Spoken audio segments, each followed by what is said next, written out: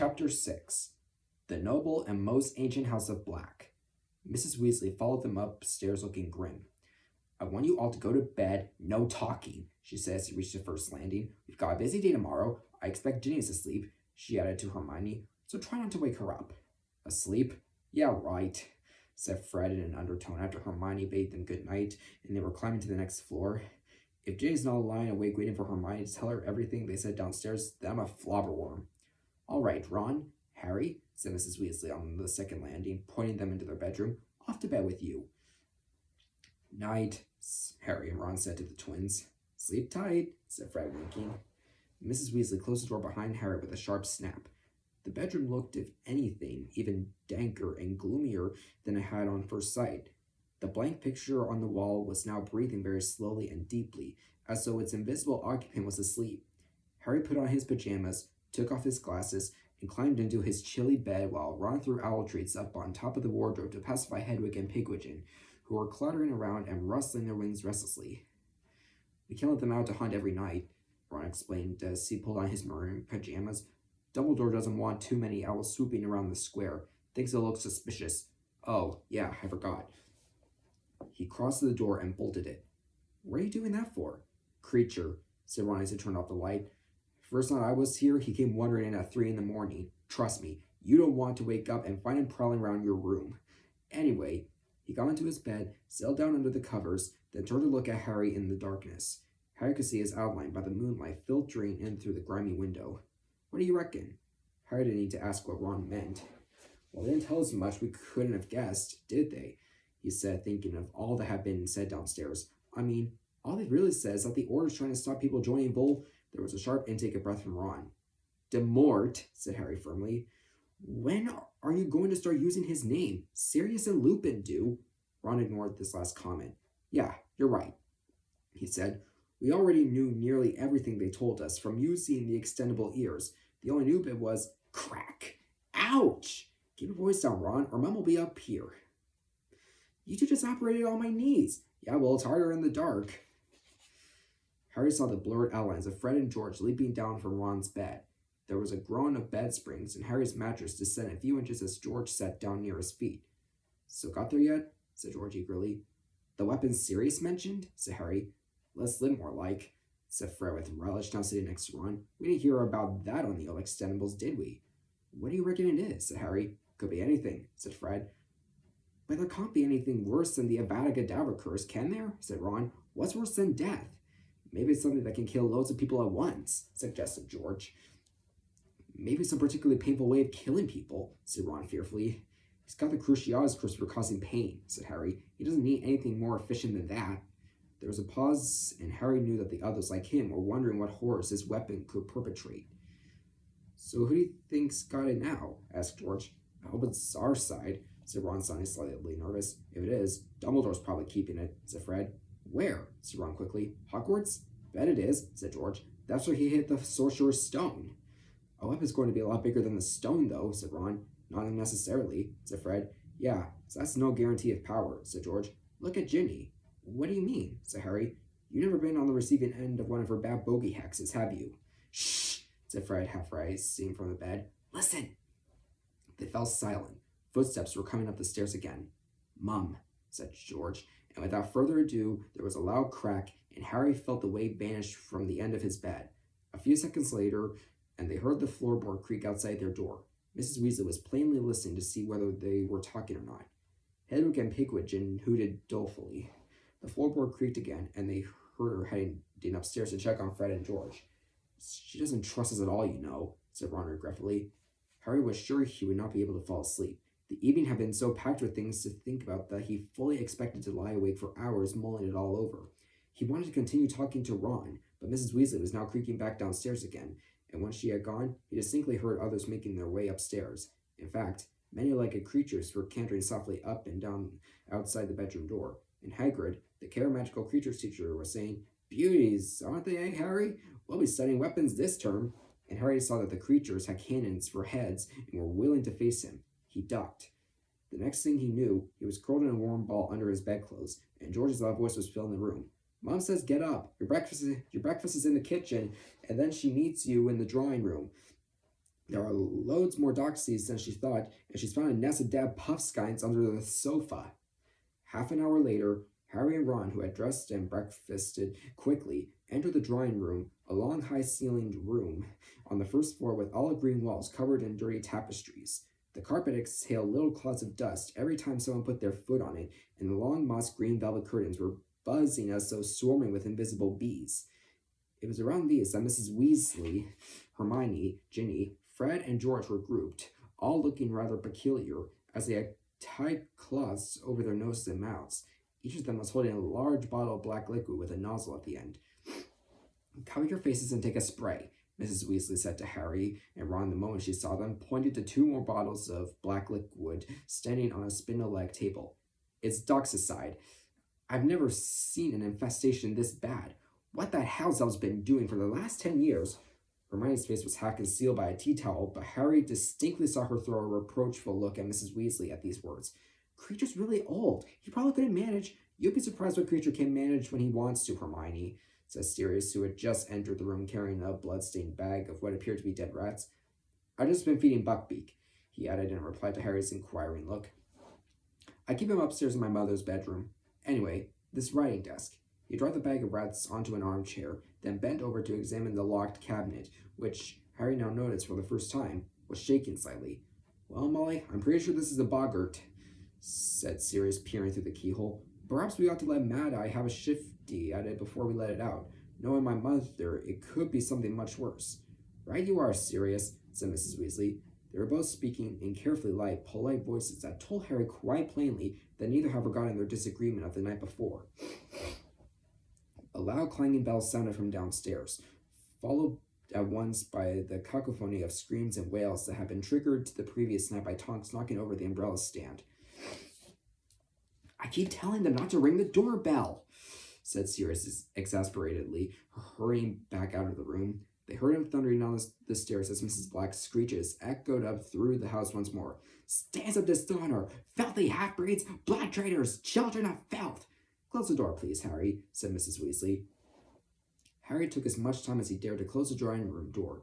He wanted to listen to what was going on downstairs. Sirius had obviously managed to shut the curtains over his mother's portrait because she had stopped screaming. He heard Sirius walking down the hall, then the clattering of the chain on the front door, and then a deep voice he recognized as Kingsley Shacklebolt saying, "Hestia has just relieved me, so she's got Moody's cloak now. Thought I'd leave a report for Dumbledore." Feeling Mrs. Weasley's eyes on the back of his head, Harry regretfully closed the drawing-room door and rejoined the Doxy party. Mrs. Weasley was bending over to check the page on Doxies in Gilderoy Lockhart's Guide to Household Pests, which was lying open on the sofa. "Right, you lot. You need to be careful, because Doxies bite and their teeth are poisonous. I've got a bottle of antidote here, but I'd rather nobody needed it." She straightened up, positioned herself squarely in front of the curtains, and beckoned them all forward. "When I say the word, start spraying immediately," she said. "They'll come flying out at us, I expect, but it says on the sprays one good squirt will paralyze them. When they're immobilized, just throw them in this bucket." She stepped carefully out of their line of fire and raised her own spray. "All right. Squirt!" Harry had been spraying only a few seconds when a fully grown Doxy came soaring out of a fold in the material, shining beetle-like wings whirring, tiny needle-sharp teeth bared, its fairy-like body covered with thick black hair, and its 4 tiny fists clenched with fury. Harry caught it full in the face with a blast of Doxicide. It froze in midair and fell, with a surprisingly loud thunk. Onto the worn carpet below, Harry picked it up and threw it in the bucket. "Fred, what are you doing?" said Mrs. Weasley sharply. "Spray that once and throw it away." Harry looked around. Fred was holding a struggling Doxy between his forefinger and thumb. "Righto," Fred said brightly, spraying the Doxy quickly in the face so that it fainted, but the moment Mrs. Weasley's back was turned, he pocketed it with a wink. "We want to experiment with Doxy venom for our skiving snack boxes," George told Harry under his breath.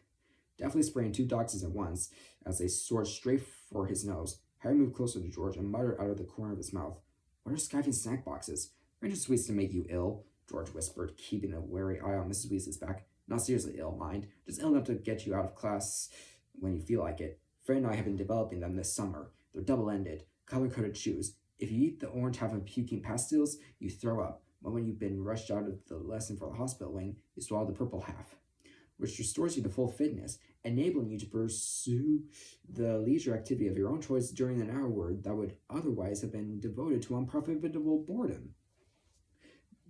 That's what we're putting up in the adverts anyway, whispered Fred, who had edged over out of Mrs. Weasley's line of vision. He was now sweeping a few stray doxies from the floor and adding them to his pocket. But they still need a bit of work. At the moment, our testers are having a bit of trouble stopping puking long enough to swallow the purple end. Testers? Us, said Fred. We take it in turns. George did the fainting fancies. We tried both the nosebleed nougat. Mom thought we'd been dueling, said George. Joke stop's still on then? Harry muttered, pretending to be adjusting the nozzle on his spray.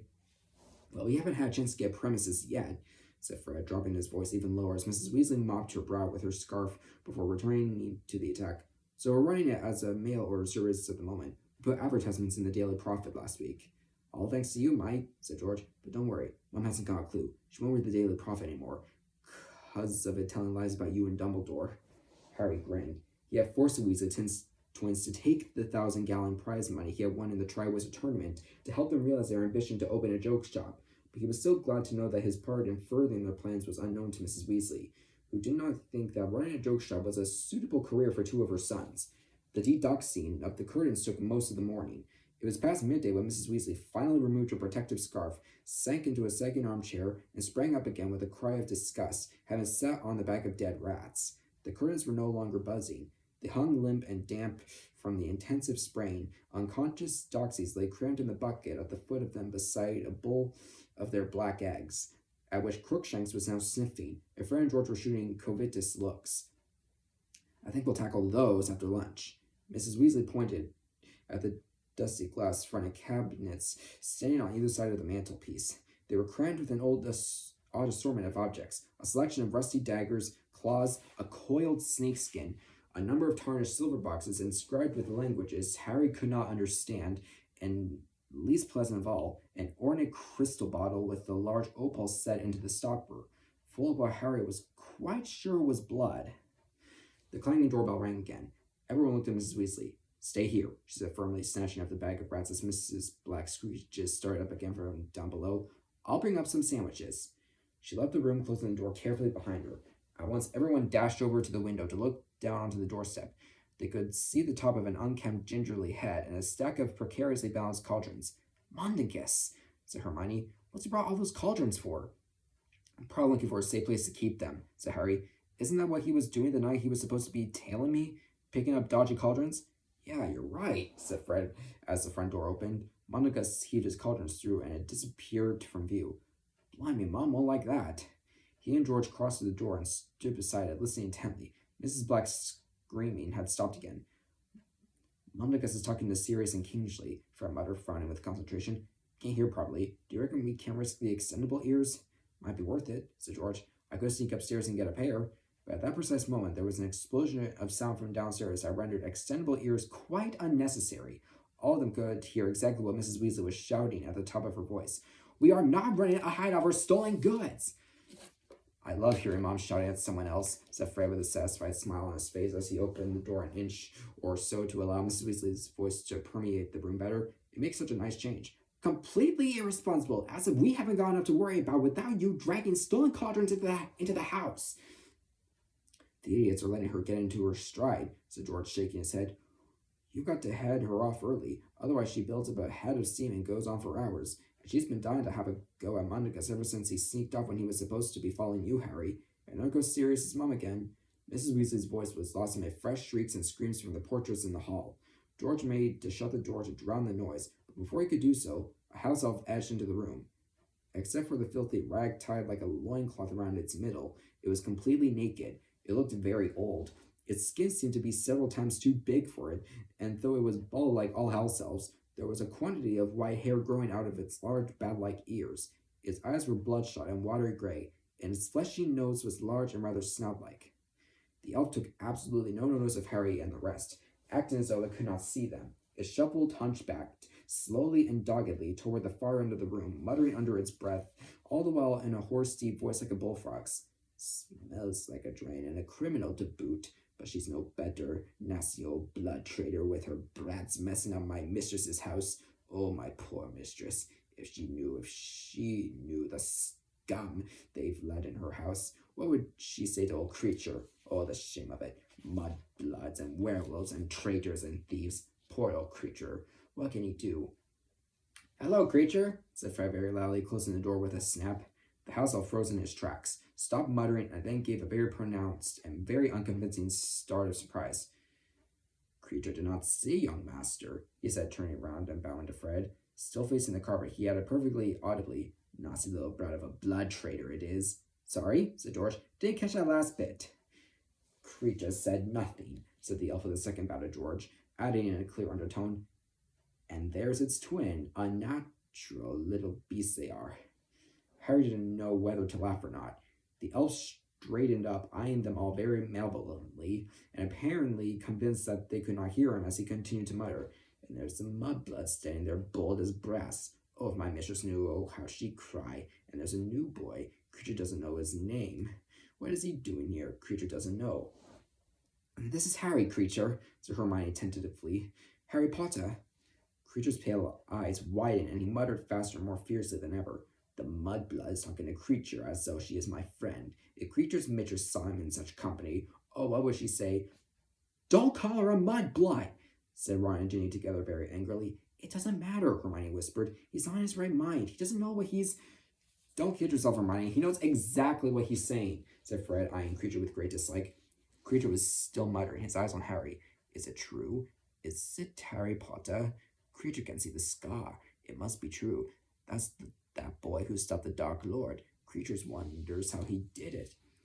Don't we all, Creature? What do you want anyway? George asked. Creature's huge eyes darted onto George. Creature's cleaning, he said evasively. A likely story, said a voice behind Harry. Sirius had come back. He was glorying at the elf from the doorway. The noise in the hall had abated. Perhaps Mrs. Weasley and Mundergus had moved their argument down into the kitchen. At the sight of Sirius, Creature flung himself into a ridiculously low bow that flattened his snout-like nose on the floor.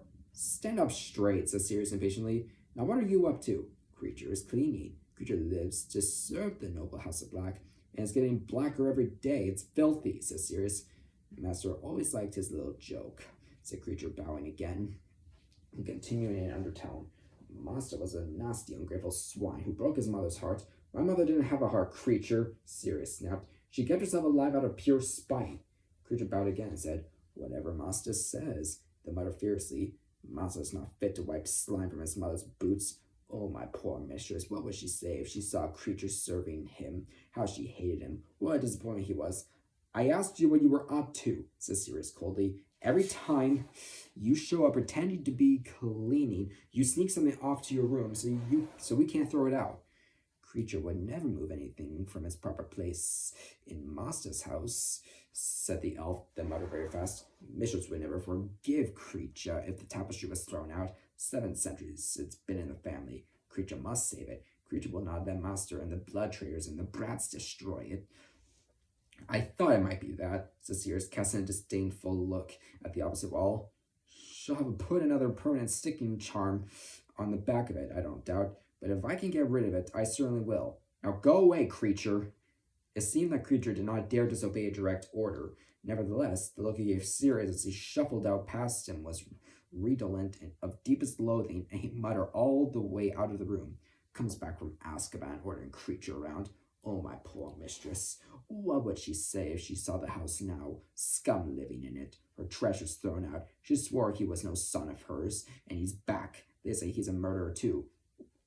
Keep muttering, and I will be a murderer, said Sirius irritably, and he slammed the door shut on the elf. Sirius, he's not right in the head, said Hermione pleadingly. I don't think he realizes we can hear him. He's been alone too long, said Sirius, taking mad orders from my mother's portrait and talking to himself, but he was always a foul little...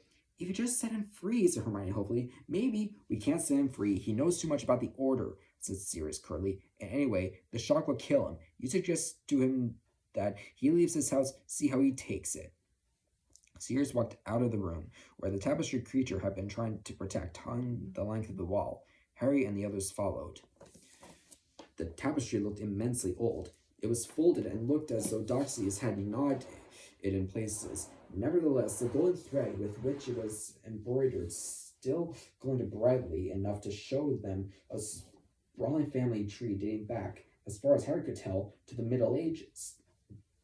Large words at the very top of the tapestry read, "The noble and most ancient house of Black. To yours per." "You're not on here," said Harry after scanning the bottom of the tree. "I used to be there," said Sirius, pointing at a small, round, charred hole in the tapestry, rather like a cigarette burn. "My sweet old mother blasted me off after I ran away from home." Creature's quite fond of muttering the story under his breath. "You ran away from home?" "When I was about 16, said Sirius. "I had enough." "Where did you go?" asked Harry, staring at him. "Your dad's place," said Sirius. "Your grandparents were really good about it. They sort of adopted me as a second son. Yeah, I camped out at your dad's during the school holidays. And then when I was 17, I got a place of my own. My uncle Alphard had left me a decent bit of gold. He's been wiped off here too. That's probably why. Anyway, after that, I looked after myself. I was always welcome at Mr. and Mrs. Potter's for Sunday lunch, though." "But why did you leave?" Sirius smiled bitterly and ran a hand through his long, unkempt hair. "Because I hated the whole lot of them. My parents, with their pure blood mania, convinced that to be a Black made you practically royal. My idiot brothers, soft enough to believe them. That's him." Sirius jabbed a finger at the very bottom of the tree. At the name Regulus Black, a date of death, some 15 years previously, followed the date of birth. "He was younger than me," said Sirius, "and a much better son, as I was constantly reminded." "But he died," said Harry. "Yeah," said Sirius. "Stupid idiot. He joined the Death Eaters." "You're kidding!" "Come on, Harry. Haven't you seen enough of this house to tell what kind of wizards my family were?" said Sirius testily. Were your parents Death Eaters as well?" No, but believe me, they thought Voldemort had the right idea. They were all for the purification of the wizarding race, getting rid of Muggleborns and having purebloods in charge. They weren't alone either. There were quite a few people before Voldemort showed his true colors who thought he had the right idea about things. They got cold feet when they saw what he was prepared to do to get power, though. I bet my parents thought Regulus was a right little hero for joining up at first. "Was he killed by an Auror?" Harry asked tentatively. "Oh no," said Sirius. "No, he was murdered by Voldemort. Or on Voldemort's orders, most likely. I doubt Regulus was ever important enough to be killed by Voldemort in person. From what I found out after he died, he got in so far, then panicked about what he was being asked to do and tried to back out.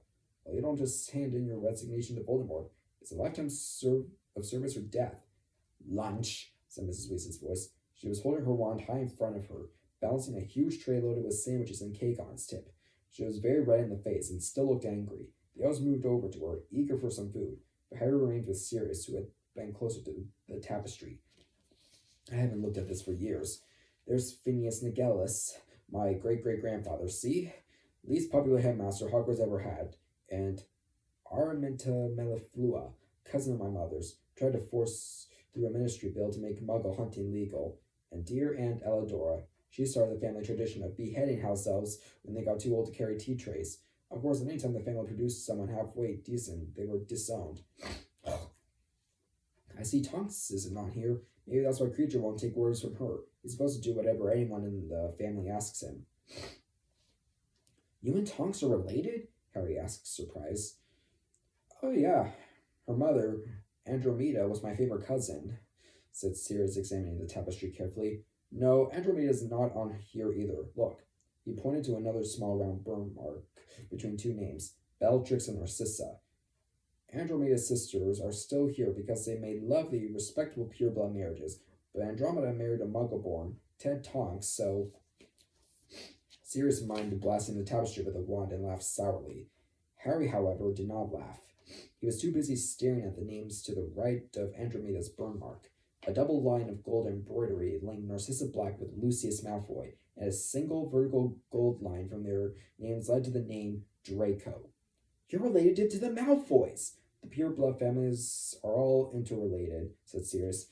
"If you're only going to let your sons and daughters marry purebloods, your choice is very limited. There are hardly any of us left. Mullen and I are cousins by marriage, and Arthur's something like my second cousin once removed. But there's no point looking for them on here. If ever a family is a bunch of blood traitors, it's the Weasleys." But Harry was now looking at the name to the left of Andromeda's burn, Bellatrix Black, which is connected by a double line to Rodolphus Lestrange. Lestrange, Harry read out loud. The name had stirred something in his memory. He knew it from somewhere, but for a moment he couldn't think where, though it gave him an odd, creeping sensation in the pit of his stomach. They're in Azkaban, says Sirius shortly. Harry looked at him curiously. Bellatrix and her husband Rodolphus came in with Barty Crouch Jr., says Sirius in the same brusque voice. Rodolphus's brother Sebastian was with them too, and Harry remembered. He had seen Bellatrix Lestrange inside Dumbledore's Pensieve, the strange device in which thoughts and memories could be stored. A tall, dark woman with heavy-lidded eyes who had stood at her trial and proclaimed her continuing allegiance to Lord Voldemort. Her pride that she had tried to find him after his downfall, and her conviction that she would one day be rewarded for her loyalty. You never said she was your... Does it matter if she's my cousin? Snapped Sirius. As far as I'm concerned, they're not my family. She's certainly not my family. I haven't seen her since I was your age, unless you count a glimpse of her coming into Azkaban. Do you think I'm proud of having relatives like her? Sorry, said Harry quickly. I didn't mean... I was just surprised, that's all. It doesn't matter. Don't apologize, Sirius mumbled at once. He turned away from the tapestry, his hands deep in his pockets. I don't like being back here, he said, staring across the drawing room. I never thought I'd be stuck in this house again. Harry understood completely. He knew how he would feel if forced, when he was grown up and thought he was free of the place forever, to return and live at number 4 Privet Drive. It's ideal for headquarters, of course, Sirius said. My father put every security measure known to wizard kind on it when he lived here.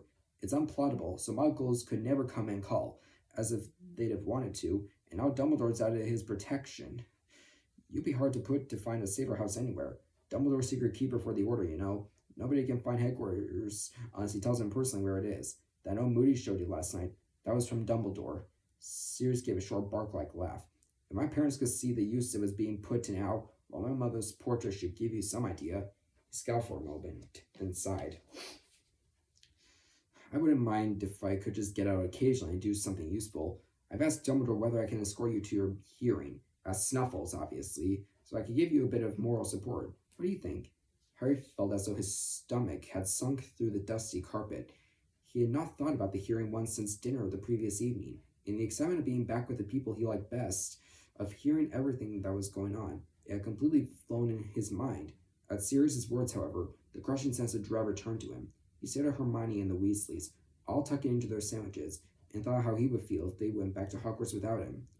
Don't worry, Sirius said. Harry looked up and realized that Sirius had been watching him. I'm sure they're going to clear you. There's definitely something in the International Statute of Secrecy about being allowed to use magic to save your own life. But if they do expel me, said Harry quietly, can I go back here and live with you? Sirius smiled sadly. We'll see. I'd feel a lot better about the hearing if I knew I didn't have to go back to the Dursleys, Harry pressed him. They must be bad if you prefer this place, said Sirius gloomily. Hurry up, you two, or there won't be any food left, Mrs. Weasley called. Sirius heaved another sigh, cast a dark look at the tapestry, and he and Harry went to join the others. Harry tried his best not to think about the hearing while they emptied the glass cabinets that afternoon. Fortunately for him, it was a job that required a lot of concentration, as many of the objects in there seemed very reluctant to leave their dusty shelves. Sirius sustained a bad bite from a silver snuff box. Within seconds, his bitten hand had developed an unpleasant crusty covering like a tough brown glove. It's okay, he said, examining the hand with interest before tapping it lightly with his wand and restoring its skin to normal. Must be Warcap powder in there. He threw the box aside into the sack where they were depositing the debris from the cabinets. Harry saw George wrap his own hand carefully in a cloth moments later and sink the box into his already doxy-filled pocket. They found an unpleasant-looking silver instrument, sounding like a many-legged pair of tweezers, which scuttled up Harry's arm like a spider when he picked it up, and attempted to puncture his skin. Sirius seized it and smashed it with a heavy book entitled Nature's Nobility, a Wizarding Genealogy.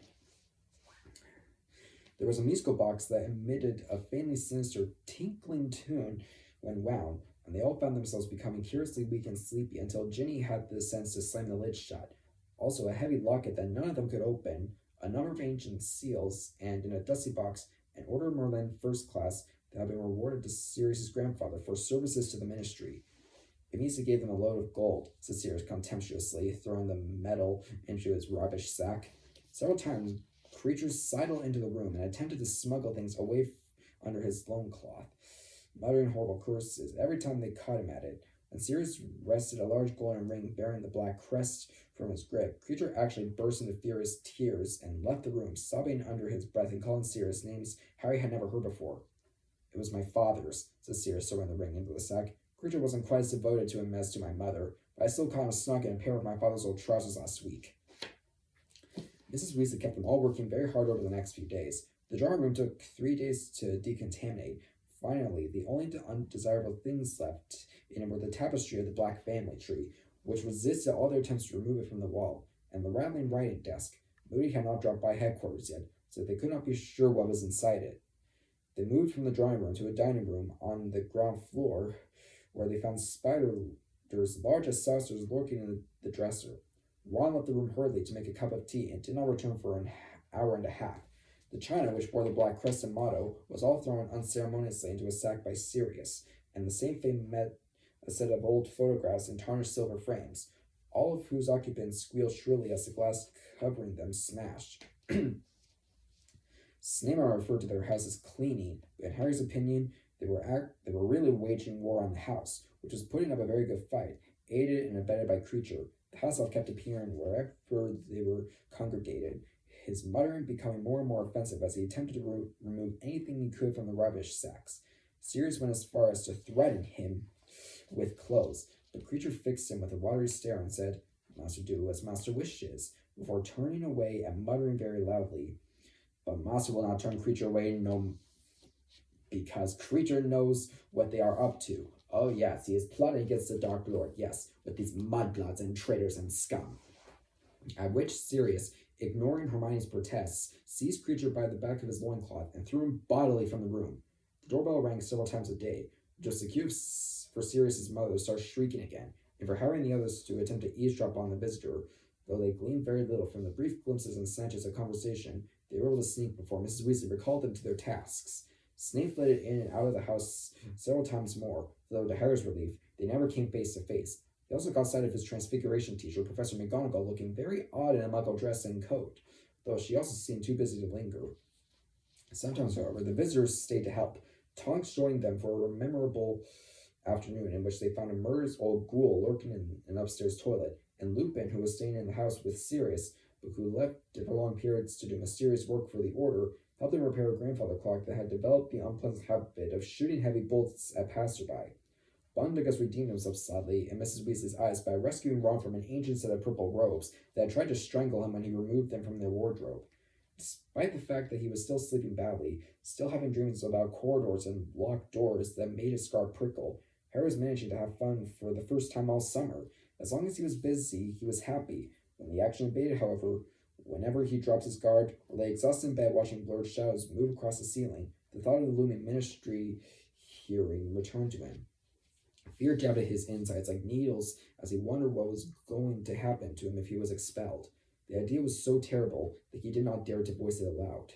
Not even to Ron and Hermione, who, though he often saw them whispering together and casting anxious looks in his direction, followed his lead in not mentioning it. Sometimes he could not prevent his imagination showing him a faceless ministry official who was snapping his wand in two and ordering him back to the Dursleys, but he would not go. He was determined on that. He would come back here to Grimmauld Place and live with Sirius. He felt as though a brick had dropped him into his stomach when Mrs. Weasley turned to him during dinner on Wednesday evening and said quietly, "I've ironed your best clothes for tomorrow morning, Harry, and I want you to wash your hair tonight too. A good first impression can work wonders." Ron, Hermione, Fred, George, and Ginny all stopped talking and looked over at him. Harry nodded and tried to keep eating his chops, but his mouth had become so dry he could not chew. "How am I getting there?" he asked Mrs. Weasley, trying to sound unconcerned. "Arthur's taking you to work with him," said Mrs. Weasley gently. Mr. Weasley smiled encouragingly at Harry across the table. "You can wait in my office until it's time for the hearing," he said. Harry looked over at Sirius, but before he could ask the question, Mrs. Weasley had answered it. "Professor Dumbledore doesn't think it's a good idea for Sirius to go with you, and I must say I think he's quite right," said Sirius through clenched teeth. Mrs. Weasley pursed her lips. "When did Dumbledore tell you that?" Harry said, staring at Sirius. "He came last night when you were in bed," said Mr. Weasley. Sirius stabbed moodily at a potato with his fork. Harry dropped his own eyes to his plate. The thought that Dumbledore had been in the house on the eve of his hearing and not asked to see him made him feel, if that were possible, even worse.